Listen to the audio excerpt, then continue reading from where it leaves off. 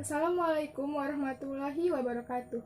Perkenalkan, kami dari kelompok 1 mata kuliah perkembangan peserta didik yang beranggotakan saya sendiri, Amira Hirunisa, Sonia Indika, dan Arya Dilaga.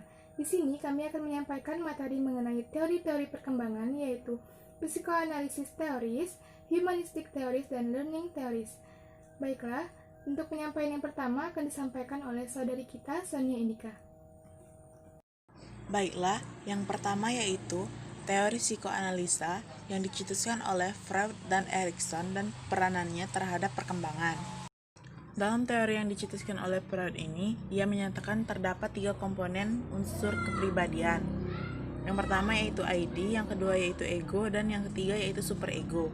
ID ini sudah ada sejak lahir dan terdiri dari insting dan dorongan mendasar yang mencari kepuasan langsung tanpa menghiraukan konsekuensinya. Yang kedua yaitu struktur kepribadian adalah ego. Ego adalah mulai berkembang selama tahun pertama kehidupan.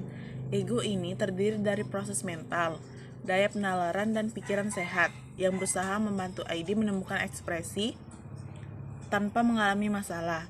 Ego bekerja menurut prinsip realita. Dan yang unsur ketiga yaitu kepribadian adalah superego.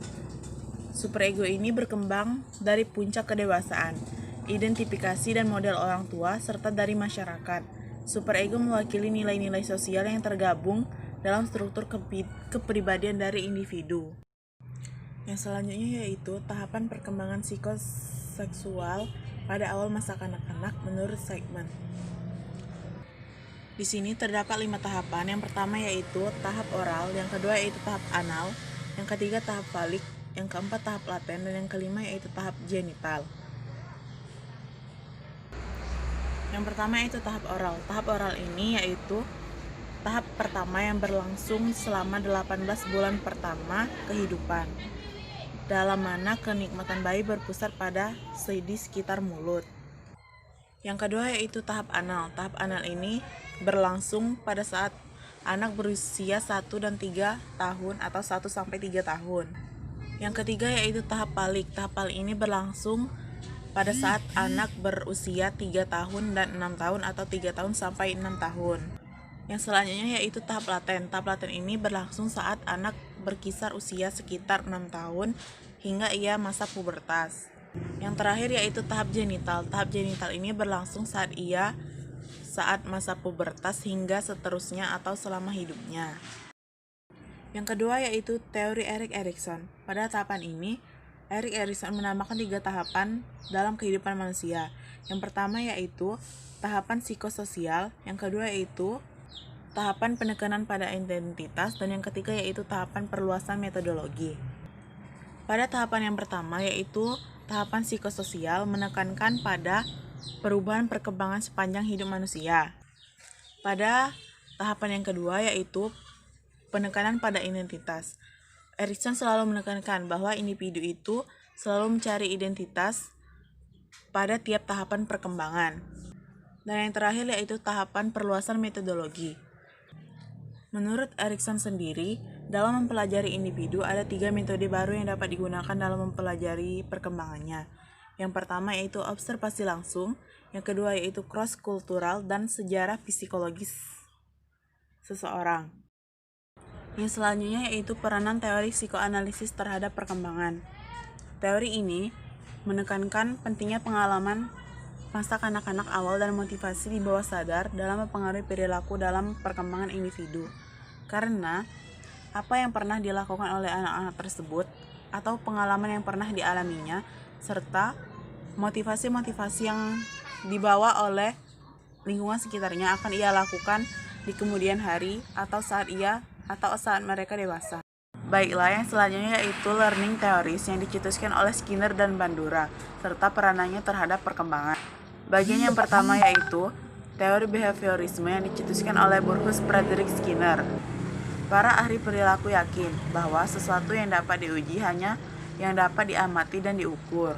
Dengan kata lain, behavioris menekankan studi ilmiah tentang tanggapan perilaku yang diamati dan determinan dengan lingkungannya. Menurut aliran ini, pikiran sadar atau tidak sadar tidak dapat dipakai untuk menjelaskan perilaku dan perkembangan individu. Bagi Skinner sendiri, perkembangan itu merupakan perilaku. Contohnya yaitu saat kita menganggap, misalkan, Adi adalah seseorang yang rajin bekerja, tidak mudah putus asa, pantang menyerah, dan dapat bergaul dengan baik. Mengapa perilaku Adi dapat seperti ini? Nah, menurut perilaku atau teori behaviorisme ini, yang menyebabkan hal tersebut adalah lingkungan yang berperan kuat untuk membentuk perilaku tersebut sebagai hasil interaksinya dengan lingkungan, seperti teman, anggota keluarga, serta masyarakat di desanya. Oleh karena itu, behavioris yakin bahwa perkembangan dipelajari dan dapat berubah-ubah sesuai pengalaman hidup yang didapatkan oleh individu serta adanya penguatan dari lingkungan. Selanjutnya yaitu teori belajar sosial yang dicetuskan oleh Albert Bandura. Teori ini menekankan perilaku, lingkungan, dan faktor kognisi sebagai faktor kunci dalam perkembangan seseorang individu. Secara umum, teori ini menyatakan bahwa manusia itu bukanlah seorang robot atau sebuah robot yang tidak mempunyai pikiran. Namun, manusia itu memiliki otak yang mampu untuk berpikir, menalar, menilai, serta membandingkan sesuatu hingga dapat memilih arah bagi dirinya. Untuk memperjelas teori ini, Bandura lebih menanamkan teori belajar sosial kognitif untuk dipelajari. Bandura yakin bahwa perilaku seseorang itu merupakan hasil dari mengamati perilaku orang lain. Dengan kata lain, perilaku itu dapat diadopsi atau diimitasi oleh seseorang dari orang lain. Contohnya, jika ada seorang anak yang bersifat agresif, selalu menyerang anak lain, baik secara verbal maupun non-verbal, baik secara fisik maupun non-fisik. Hal yang dilakukannya itu merupakan hasil adopsi atau imitasi di lingkungan sekitarnya, baik itu dari orang tua, teman-teman, lingkungan sekitar, maupun media-media yang ada di sekitarnya. Hal ini juga secara kognitif pula kita dapat mengendalikan perilaku untuk menolak adanya pengaruh dari lingkungan luar ini. Yang selanjutnya yaitu peranan-peranan teori-teori tersebut terhadap perkembangan. Behaviorisme ini menekankan peran dari pengaruh lingkungan dalam memberikan contoh perilaku. Perilaku menjadi jumlah total dari respon yang dipelajari atau yang terkondisi pada stimulus, suatu pandangan yang agak mekanistik. Menurut behavioris, pembelajaran terjadi melalui pengkondisian. Pertama, pembelajaran terjadi melalui asosiasi, dan pembelajaran dari konsekuensi perilaku. Adanya penekanan yang menjadi perhatian orang tua dan pendidik bahwa anak-anak belajar dengan mengamati perilaku orang lain dan dengan meniru perilaku mereka atau melakukan imitasi. Selain itu, ahli teori pembelajaran telah memberi banyak sumbangan untuk pemahaman tentang perkembangan manusia dengan menekankan peran pengaruh lingkungan terhadap pembentukan perilaku manusia itu sendiri. C. Teori humanistik dan perannya terhadap perkembangan. Teori ini menolak determinisme Freud dari insting dan determinisme lingkungan dari teori pembelajaran. Pendukung humanis memiliki pandangan yang sangat positif dan optimis tentang kodrat manusia. Pandangan humanistik menyatakan bahwa manusia adalah agen yang bebas dengan kemampuan superior untuk menggunakan simbol-simbol dan berpikir secara abstrak. Jadi orang mampu membuat pilihan yang cerdas untuk bertanggung jawab atas perbuatannya dan menyadari potensi sepenuhnya sebagai orang yang mengaktualisasikan diri. Humanis memiliki pandangan holistik mengenai perkembangan manusia yang melihat setiap orang sebagai makhluk keseluruhan yang unik dan dengan nilai independen. Dalam pandangan holistik, seseorang lebih dari sekedar kumpulan dorongan, insting dan pengalaman yang dipelajari. Tiga tokoh terkemuka psikologi humanistik adalah yang pertama Charlotte Baller tahun 1853 sampai 1974, yang kedua Abraham Maslow 1908 sampai 1970, dan yang terakhir adalah Charlotte Roger dari tahun 1902 sampai 1987. Pertama dari Baller. ia mengemukakan teori tahap perkembangan.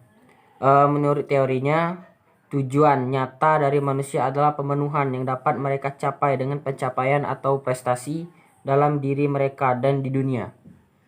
Kecenderungan dasar manusia adalah aktualisasi diri atau realisasi diri, sehingga pengalaman puncak dari kehidupan muncul melalui kreativitas.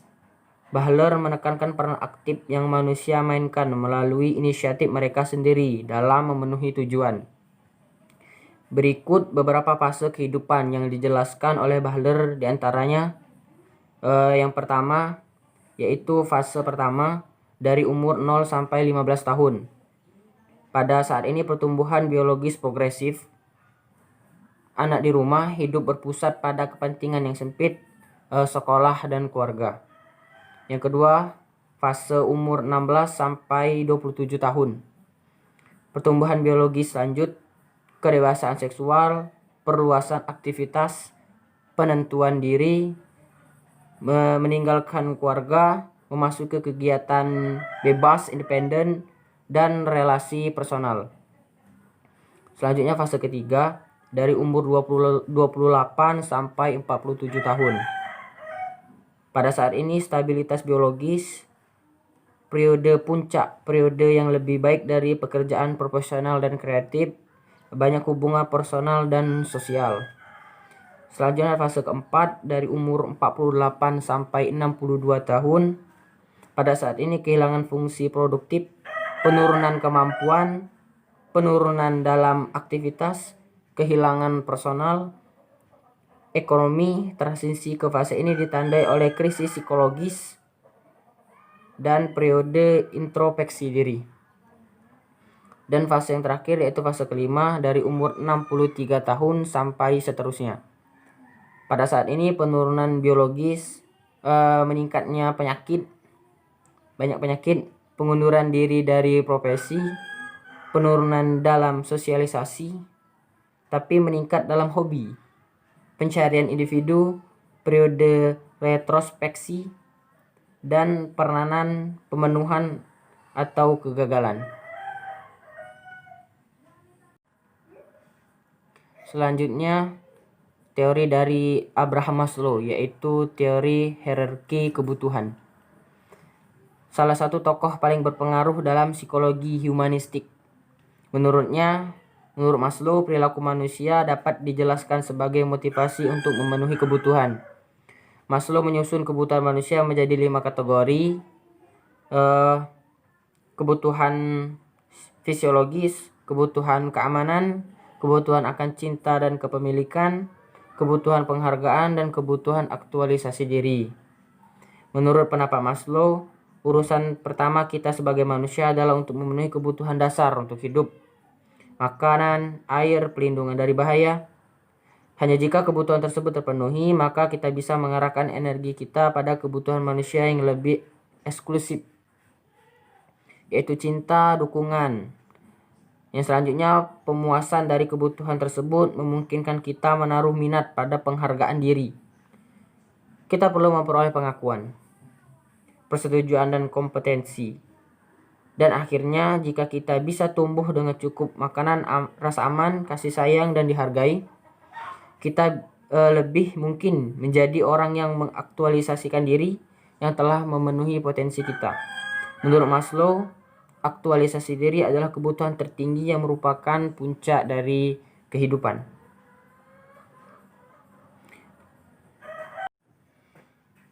Yang ketiga adalah teori dari Carl Rogers, yaitu teori pertumbuhan personal.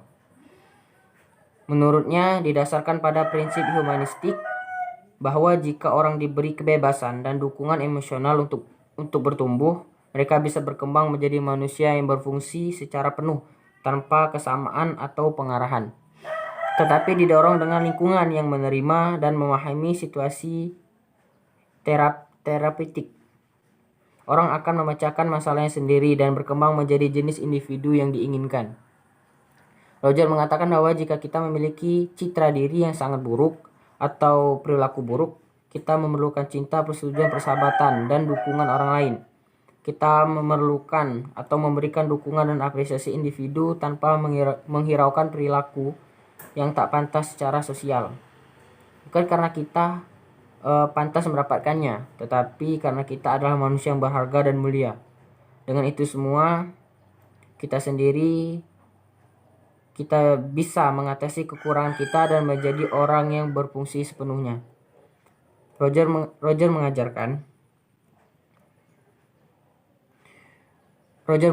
bahwa individu yang sehat, orang yang berfungsi sepenuhnya adalah orang yang telah mencapai keselarasan antara diri yang diciptakan dan diidamkan.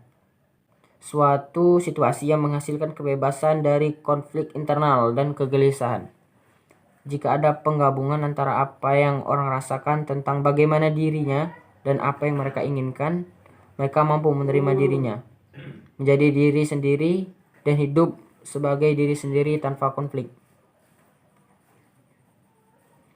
Peran terhadap perkembangan.